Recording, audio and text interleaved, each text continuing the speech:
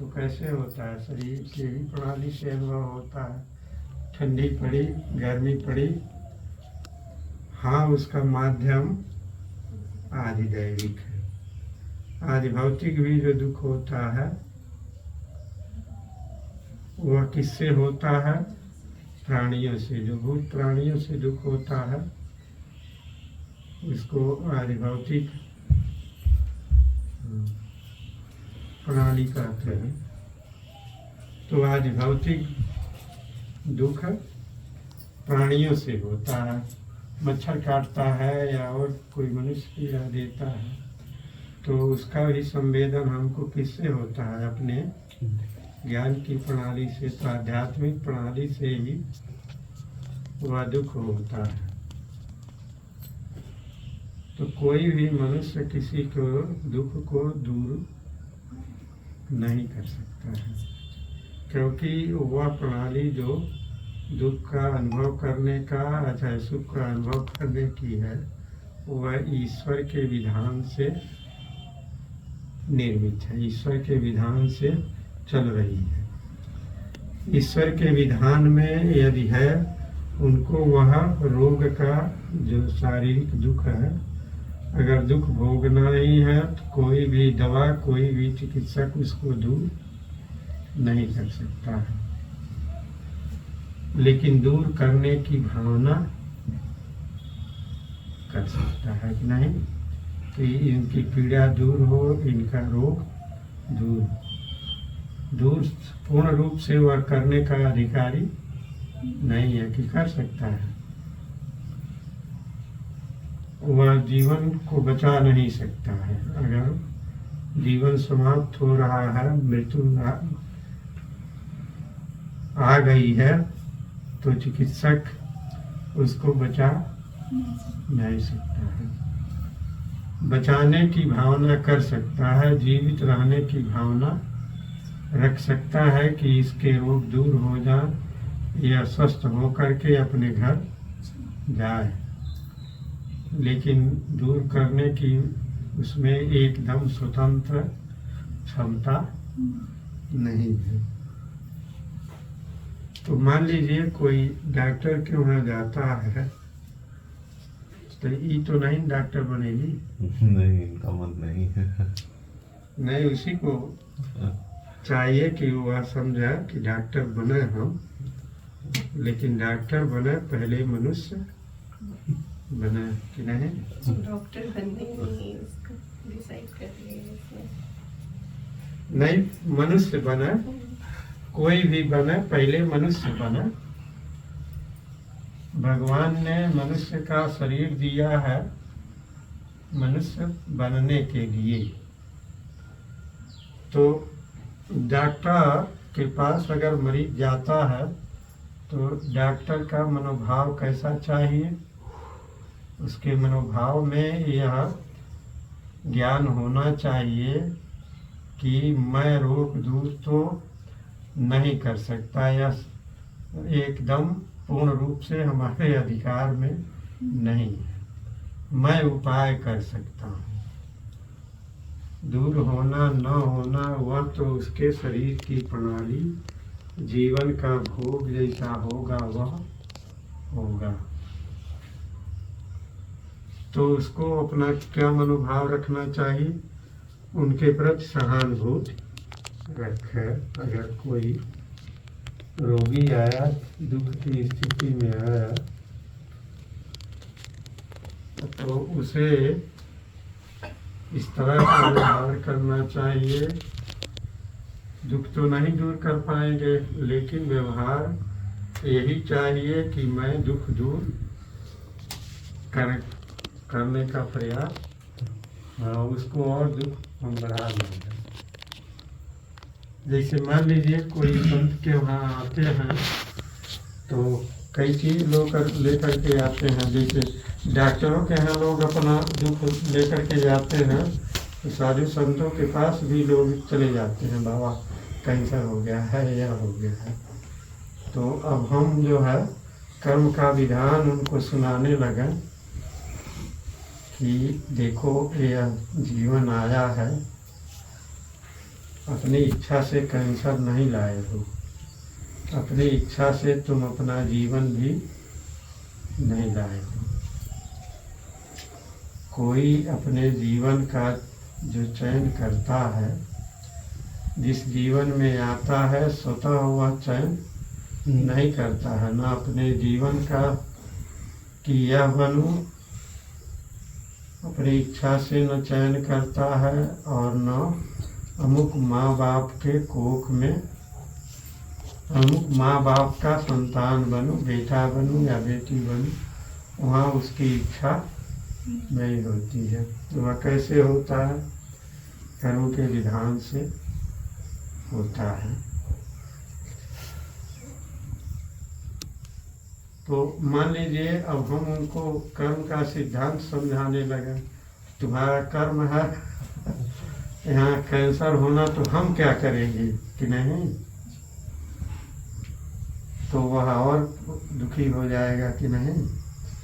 अरे कहना यह चाहिए कि ठीक है, कहाँ कैंसर हुआ है, भगवान से प्रार्थना करो, किसी चिकित्सक से, किसी दवा वाले से भी सुझाव लो। और सबसे बड़ी दवा है, मान लो कैंसर है चाहे कोई रोग है, मृत्यु तो निश्चित है।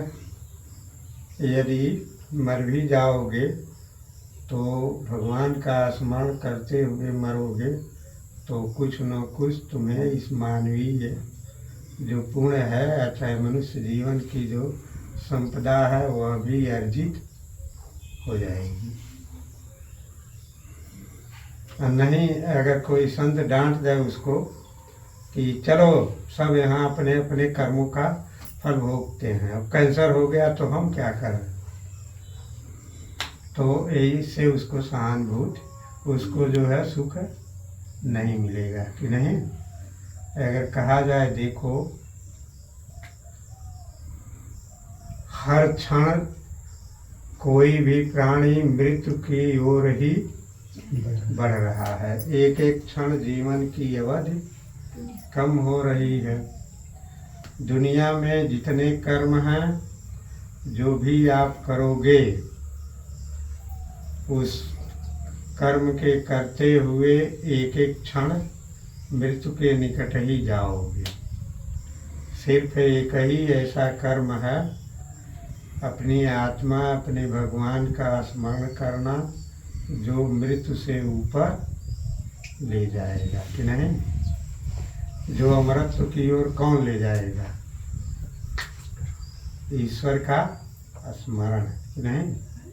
और दुनिया का कोई काम करो, धन कमाओ या परिवार बसाओ या और कोई मकान बनाओ, कोई ऊंचा पद पाओ, सब कुछ करो, लेकिन जीवन की जो अवधि है वह एक एक क्षण वह अवधि कम हो रही है कि नहीं। मैंने मृत्यु की ओर ही हम बढ़ेंगे। और एक ही काम ऐसा है कि जिससे हम अमरत्व की ओर बढ़ेंगे। वह क्या है? ईश्वर का स्मरण, अपनी आत्मा का स्मरण। तो कहेंगे ठीक है, कैंसर हुआ है, शरीर को होता है। देखो ये आत्मा जो है,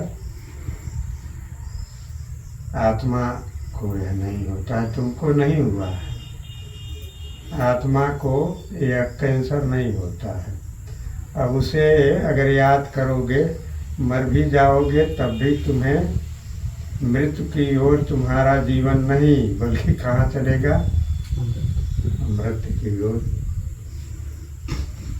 तो इसीलिए साधु संत लोग, कोई कुछ जाता है, कोई आपदा लेकर के जाता है, तो कहते हैं भगवान का स्मरण करो, उन्हीं से प्रार्थना करो। मनुष्य कोई नहीं दूर कर सकता है। दूर करने की मनुष्य में मनुष्यता है, तो उनको उसे उनके दुखों को दूर करने की भावना तो कर सकता है, लेकिन दूर वह नहीं कर सकता है, क्योंकि जीवन की प्रणाली मनुष्य से चलाई नहीं जा रही है। मनुष्य अपना कोई मान लीजिए गाड़ी बनाया है, कोई कार बनाया है, कोई बाइक बनाया है, तो उसमें का कोई कल पुर्जा समाप्त हो जाए, तो टूट जाए, तो कारीगर के पास जाएंगे जो उस गाड़ी का कारीगर है, तो उसमें पुर्जा बदल करके फिर गाड़ी को ठीक कर देगा। लेकिन इसमें जो पुर्जे बने हैं वह आप पुर्जा बना नहीं पाओगे। दूसरे का बनाया पुर्जा, किसी का लीवर लगाओगे, किसी की आंख लगाओगे, तो वह भी तो नष्ट होने वाली ही है। तो उसी को पकड़ो कि जो ये सब यंत्र बनाता है। तो हर स्थिति में भगवान का स्मरण, अपने आत्मा का चिंतन कि नहीं, अच्छा आध्यात्मिक भावना रखना यह हितकर होता है। तो वैसे ही डॉक्टर शरीर का चिकित्सक होता है, शरीर के विकार को जानता है। अगर कोई शारीरिक रोग लेकर के जाता है तो मनुष्य है, तो उसको जो है उन्हें डांटना नहीं चाहिए। मैं भी एक बार डॉक्टर के पास गया था, हमको बहुत पहले बगंदर हो गया था, बहुत पीड़ित था मैं, रुपए पैसे भी मेरे पास नहीं थे। तो डॉक्टर जो है हमको डांटने लगा कि इतने दिन कहाँ रहे, कैसे करते रहे। जब डॉक्टर भाषण देने लगे तो मान लीजिए हम कोई बूढ़े भी नहीं थे और इतना गंभीर भी नहीं थे, तो हम भी अपना भाषण देना शुरू किए कि देखिए वह समय था, आप शंकराचार्य को कह रहे हैं ना, हम शंकराचार्य हैं, नहीं यह शंकराचार्य का समय है, और न शंकराचार्य जैसे हम दिव्य जन्म लेकर के आए। जब हम भी अपना ये बोलने लगे तब उन्हें भी जो है ये हुआ कि बाबा दवा करनी चाहिए। मैंने कहा अब इतनी समझ नहीं थी, अब तो बिगड़ गया, आप क्या करोगे, हमारा प्रारब्ध मिटाओगे। अरे जो हमको भोगना है वो भोगना पड़ेगा। आप अगर अब जो बिगड़ गया है उस अवस्था में जो कुछ सुधार कर सकते हैं, जो कुछ हमें ठीक कर सकते हैं वह कीजिए। तो डॉक्टर हो तो उसे समझना चाहिए, उसे अगर बिगड़ भी गया है तब भी कहना चाहिए ठीक है, आप ईश्वर का स्मरण कीजिए, मैं भी जहाँ तक हमारी क्षमता है, जहाँ तक हमारे पास साधन है, जितना मैं जानता हूँ उतना आपको निरोग करने के लिए उपाय करूँगा। लेकिन आप ईश्वर को स्मरण कीजिए, वही सब कुछ दूर करता है। उकाद चौबे जी कह रहे हैं कि हमारा लड़का नास्तिक है, 5 लाख रुपए रोज कमाता है। अब उनको जो है नास्तिक हैं, पढ़े लिखे हैं, अब आएंगे तो किसी को डांट भी देंगे, और नहीं अगर यह रहेगा देखो ईश्वर का स्मरण करना ही दुनिया में ऐसा कार्य है कि जिससे आप मृत्यु की ओर जाने से बचेंगे, और नहीं उसको छोड़ करके और उपाय जो भी आप करेंगे, मात्र चिकित्सा पर विश्वास करेंगे कि चिकित्सा से ठीक हो जाएंगे, चिकित्सा लेंगे भी तब भी आपकी आयु एक एक क्षण घटती जाएगी, आप अमरत्व की ओर नहीं बढ़ेंगे। और भगवान को स्मरण करेंगे कि भगवान को स्मरण कर रहे हैं, ठीक करना होगा तो ठीक हो जाएंगे। तो अगर नहीं भी ठीक होंगे तब भी जो है आप अमरत्व की ओर, अमर तत्व भगवान अमर तत्व न है, अपनी आत्मा में ही भगवान है। तो आत्मा की ओर बढ़ेंगे तो आपका अमरत्व की प्राप्ति की ओर बढ़ेंगे, और कोई उपाय अगर करेंगे तो मृत्यु की ओर ही जाएंगे, एक एक क्षण मृत्यु के निकट ही पहुँचेंगे।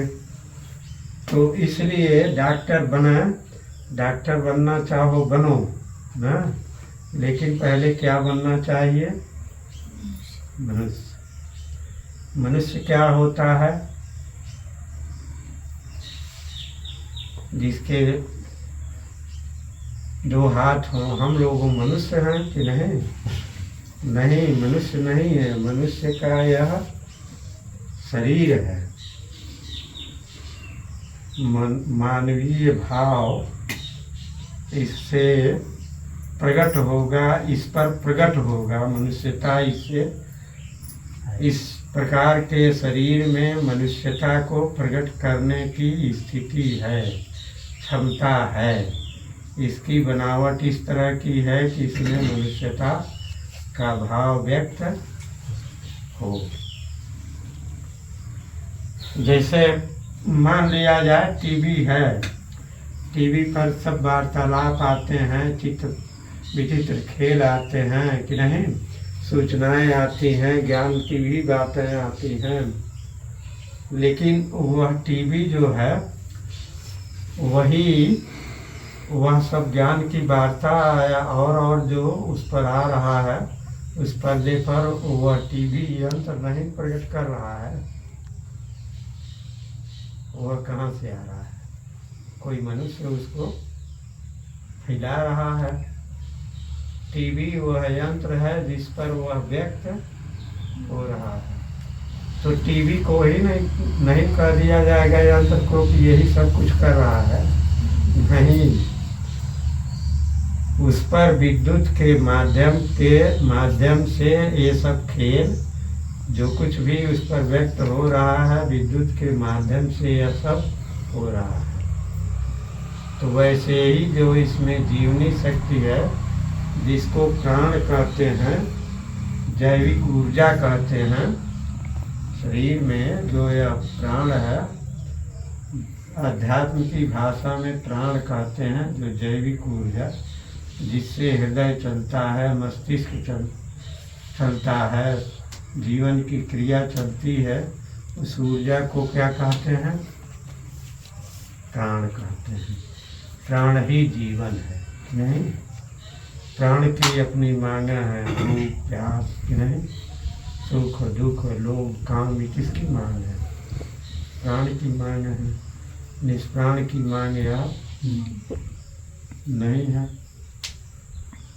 तो वह इस शरीर पर मानवीय भाव व्यक्त होता है, शरीर से व्यक्त नहीं होता है। शरीर क्या है? टीवी की बॉडी जैसे है कि नहीं?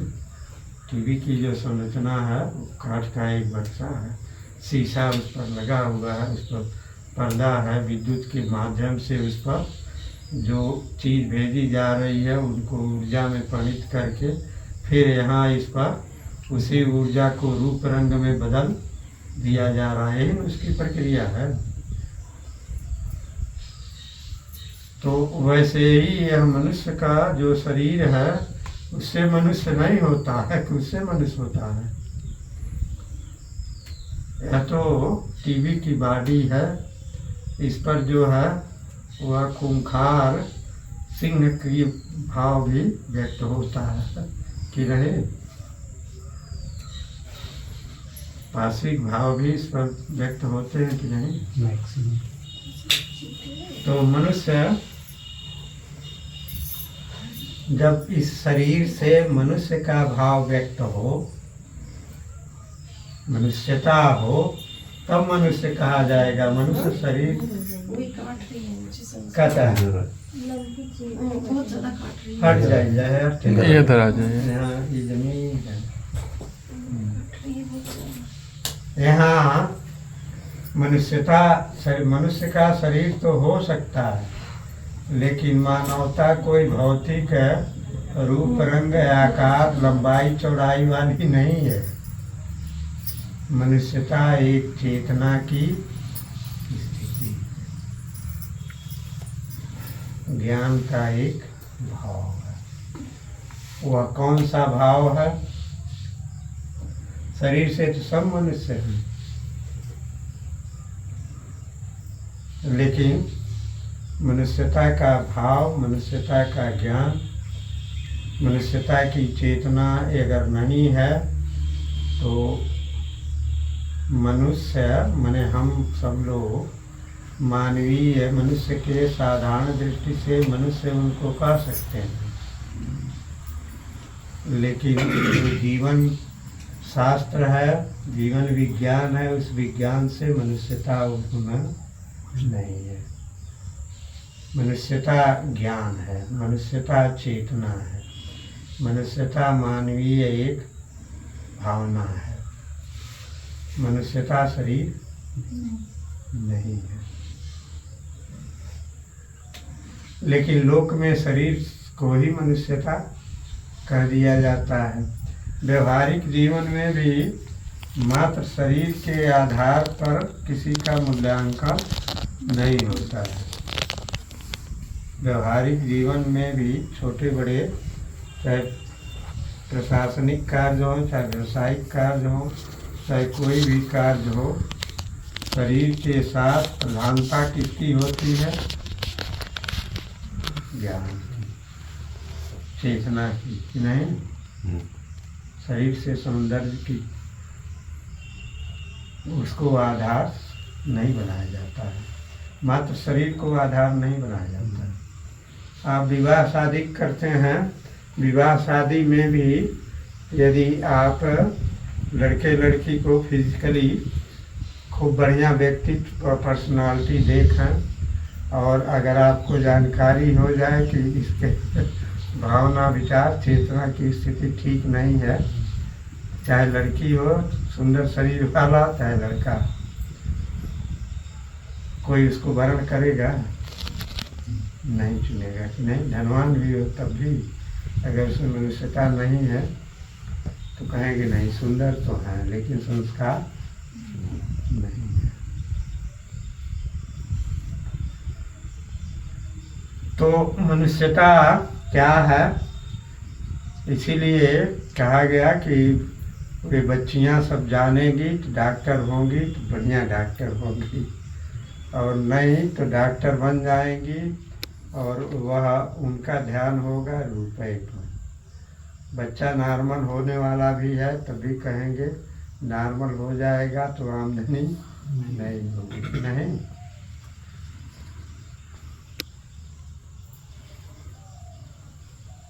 और नहीं, अगर इसको कुछ उपाय करना चाहिए, भाई देखो तुम जानो, हम नहीं जानते, जान लेंगे सब।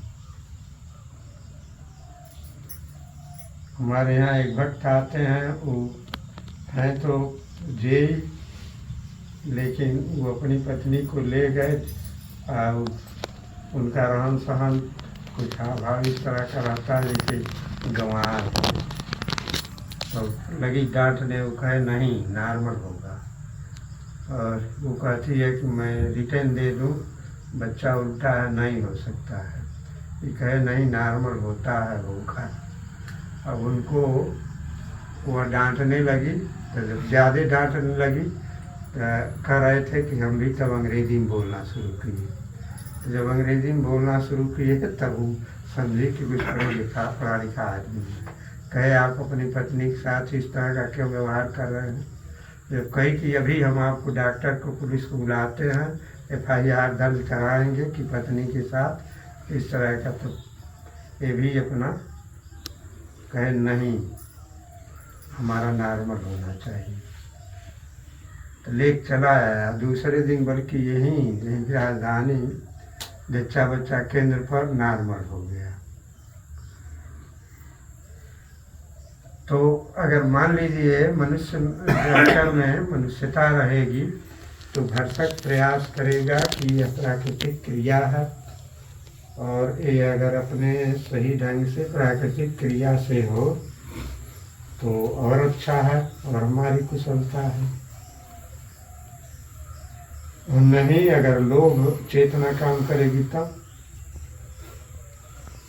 तो इंजेक्शन लगा देंगे। मैंने कोई कल्पना पर नहीं कर रहे, हम अपने सामने देखे हैं कि इंजेक्शन लगा दिया, बच्चा निष्क्रिय हो गया, अब दूसरी जगह ले गया, दूसरी जगह कहने लगे सब कि अरे ये तो कहीं ले गए थे, अब उसको पता ही नहीं है। तो यह मानवीय चेतना नहीं है, मनुष्यता नहीं है। तो जीवन में जो और हैं, डॉक्टर बनना, इंजीनियर बनना, प्रशासनिक अधिकारी बनना या और जो भी है व्यवसायिक बनना, नौकरी करना, ये सब जो हैं वह अपने जीवन निर्वाह के साधन हैं, जीविका के साधन है, चाहिए, अनिवार्य है सबके लिए। पुराने समय में सन्यासी लोग नहीं अगर कुदाल चलाते थे, नहीं चलाते थे, तो समाज की व्यवस्था थी, समाज से लोग भिक्षा लेते थे। समाज से लिए भिक्षा नहीं लेते थे, समाज को लोग धर्म का प्रकाश, धर्म का प्रचार विस्तार करते थे, उपदेश करते थे। उनके अंदर धार्मिक भावना, जीवन के वास्तविक ज्ञान को वह उनके सामने प्रस्तुत करते थे। देखो कैसे तुम यह शरीर, इंद्रियां और मन नहीं हो, तुम इनके स्वामी हो, तुम इस शरीर के दास नहीं हो, शरीर से परे आत्मा हो। इस भाव को लोग प्रचार करते थे। वह कोई भिखारी नहीं होते थे कि भीख मांगा, आप विकलांग हैं चाहे असमर्थ हैं, हमको आपकी ज़रूरत है, आप हमारे पर दया करें। इसीलिए संतों और ऋषियों से कहा जाता था कि महाराज आप हमारे पर कृपा करें, दया करें। यह नहीं कहा जाता था कि आप हमको हमारे पर कृपा करें, कुछ हमको 2 रोटी दे दें, यह नहीं कहते थे। वही कहते थे कि नहीं, और उस तरह का व्यवहार भी वही करते थे, वही उनका अभिवादन करते थे, उनका स्वागत करते थे, उनको दे करके कृतार्थ समझते थे। तो मनुष्यता क्या है? मनुष्यता मनुष्य की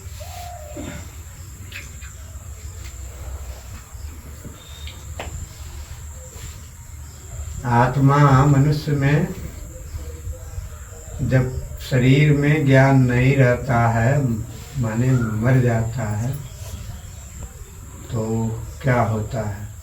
कहा जाता है आत्मा नहीं है। अब नास्तिक कहेंगे कि बस जीवन खत्म हो गया, जीवन आया और जीवन खत्म हो गया, लेकिन जो आएगा वह जाएगा भी। तो जो आ रहा है वह जा रहा है, तो जिस पर आ जा रहा है वह तो रहेगा ही।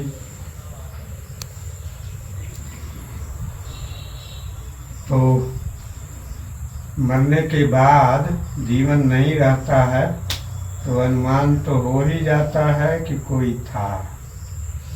अब वह कौन था, कहाँ से आया था, इसलिए आया था, किस विधान से आया था, किसने भेजा था, और फिर यहाँ किस लिए रह रहा है, और फिर यहाँ से कहाँ वह किससे प्रेरित होकर के जाएगा। यह खोज करना, यही अध्यात्म विद्या है। इसी को कहा जाता है अध्यात्म विद्या। वेदांत में कोहम कथमिदं जातम कोवस्य कर्ता च विद्यते, माने इन्हीं प्रश्नों में सबका समाहार हो जाता है।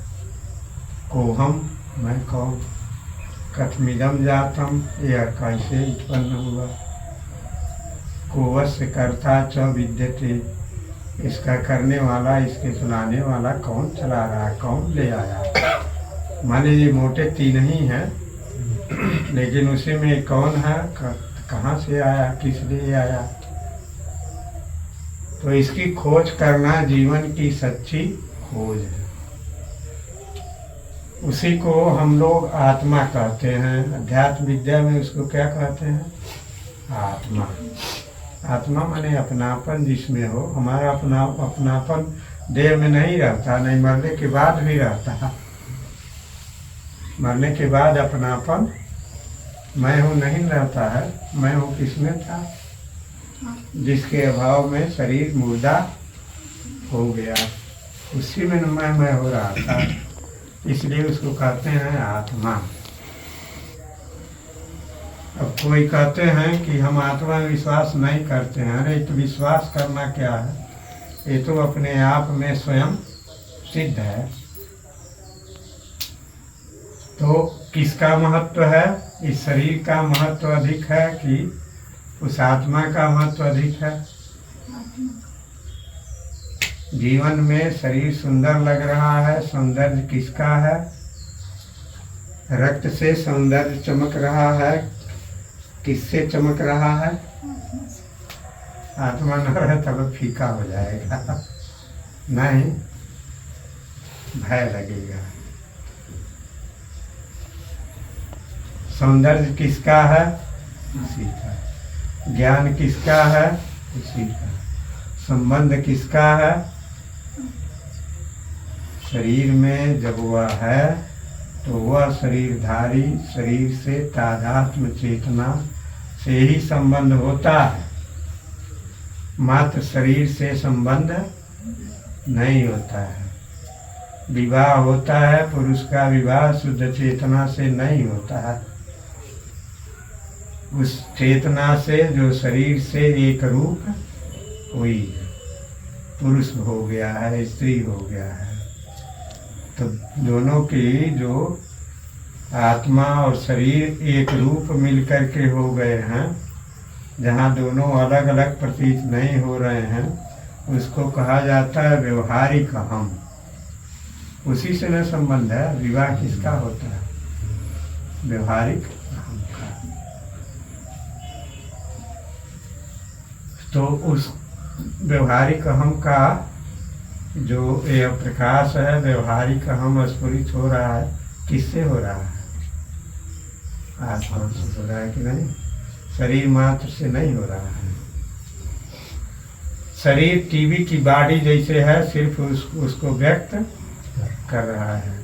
अगर वह उसमें से विद्युत निकल जाए, वह ऊर्जा जो उस पर व्यक्त हो रही है निकल जाए, तो वह लकड़ी काट शीशा का एक बक्सा रह जाएगा।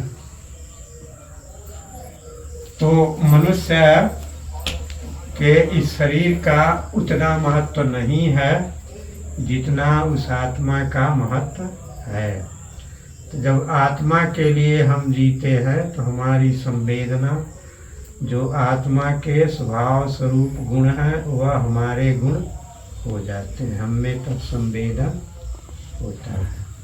हम दूसरे के दुख से भी दुखी होते हैं, दूसरे के सुख से सुखी भी होते हैं।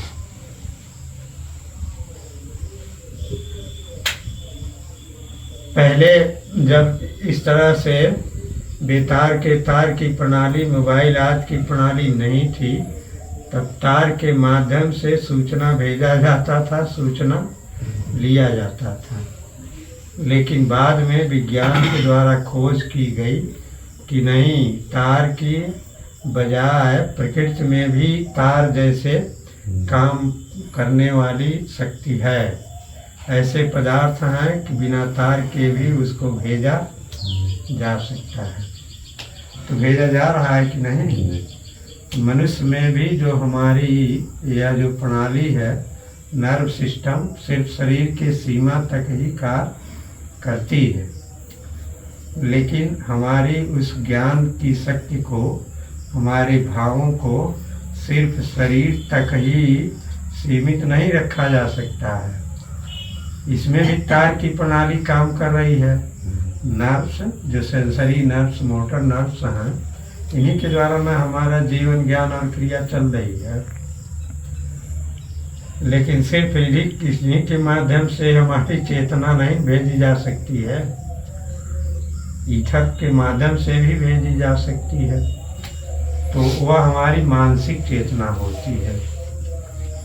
अब मन में मान लीजिए पति पत्नी का संबंध है, माता पिता का संबंध है, भाई भाई का संबंध है, उसमें आत्मीयता नर्व शरीर से नर्व सिस्टम तक, हमारा नर्व सिस्टम उनमें थोड़ा फैला हुआ है, लेकिन हमारी मानसिक चेतना कि नहीं, बेतार की प्रणाली से उसमें हमारा आत्मभाव बनता है। तो जब हमें वह बेतार की प्रणाली विकसित होगी, योग विद्या यही है। योग विद्या में जो शरीर की नर्व सिस्टम है, उस नर्व सिस्टम पर काबू कर लिया जाता है और अपनी चेतना को जो बिना नर्व्स के प्रणाली है उसके माध्यम से उसे जागृत कर लिया जाता है। योग में जो सूत्र है, बहिर्कल्पिता महाविदेहा वृत्ति तथा प्रकाशावरणक्षया, तो उसमें एक कल्पित वृत्ति है, एक अकल्पित वृत्ति है। मतलब जैसे शरीर में केंद्रित होकर के हम जो कोई वृत्ति से ज्ञान करते हैं तो वह है कल्पित वृत्ति, लेकिन वह भी अवस्था है कि शरीर से अलग हो करके आकाश से आत्मभाव करके भी हम अपनी वृत्तियों को बना सकते हैं। तो यह महाविदेहा वृत्ति हो जाएगी, तब शरीर से वह पृथक, नर्व सिस्टम से वह अलग काम कर लेगा। तो मनुष्यता में भी यही है, हमारा मन जो है वह बेतार की प्रणाली से काम करता है।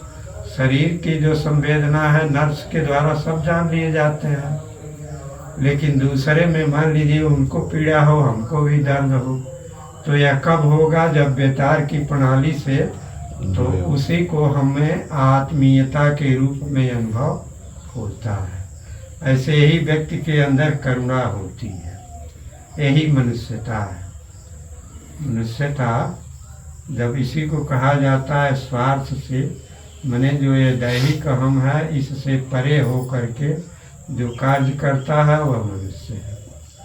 अपने मन बुद्धि से ऊंचा उठ करके उसकी प्रेरणा से जब कार्य करेगा, तब डॉक्टर भी रहेगा, कोई रोगी आएगा, सिर्फ अपने नर्व सिस्टम से कार्य करेगा, तब तो कहेगा कि नर्सिंग होम कैसे चलेगा, उसके लिए इतने रुपए चाहिए। लेकिन जब आत्मा से देखेगा तब उसकी आत्मीयता हो जाएगी। रोगी का दुख उसका दुख लगेगा कि नहीं, तो उस दुख को वह दूर करने का प्रयत्न करेगा, तब वह क्या हो जाएगा? मनुष्य डॉक्टर।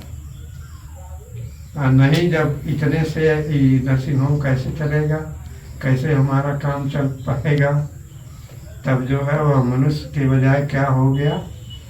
पशु चेतना हो गई। तो इसीलिए हम कहते हैं कि पहले डॉक्टर बनने के पहले मनुष्य बना है। हालांकि यहाँ शरीर अपना नहीं है, नर्सिंग होम और रुपया पैसा सामाजिक कानून से है, सामाजिक कानून से उसकी सुविधा है। ईश्वर ही थोड़ा देखेगा कि तुम्हारा नर्सिंग होम इतना बड़ा था, तुम इतने बड़े डॉक्टर थे कि नहीं। वे तो तुम्हारे मनोभाव को, तुम्हारी चेतना की स्थिति को देखेगा कि तुम कितने शरीर में आत्मभाव या तुम कितने नर्व सिस्टम के दास थे, अथवा नर्व सिस्टम से ऊपर अपना कार्य कर रहे थे। तो यह है ना कि यह है कि डॉक्टर बनो, लेकिन मनुष्य डॉक्टर बनो। आयुर्वेद भी पढ़ो। आयुर्वेद में 3 तरह के चिकित्सक बताए गए हैं। वे पहले चिकित्सक वही हैं जो धर्म के लिए, माने अपने करुणा, अपने दया, अपने आत्म कल्याण के लिए दवा करते हैं। यह नहीं कि रुपए नहीं देते होंगे, उनको भी अपने खर्च के लिए तो लेना ही चाहिए। तो डॉक्टर बना लेकिन मनुष्य डॉक्टर बना,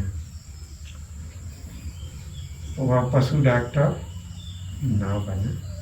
मतलब रुपए के लिए सिर्फ डॉक्टर ना बना, रुपया ले, उचित रुपया ले, और उसके हृदय का भाव हो कि सर्वे भवन्तु सुखिनः, सर्वे सन्तु निरामया, सर्वे भद्राणि पश्यन्ति मा कश्चित् दुख भाग्य भवेत्। किसी के भाग्य में, किसी के हिस्से में दुख न आवे, यह भाव होना चाहिए ना। ओम शांति शांति।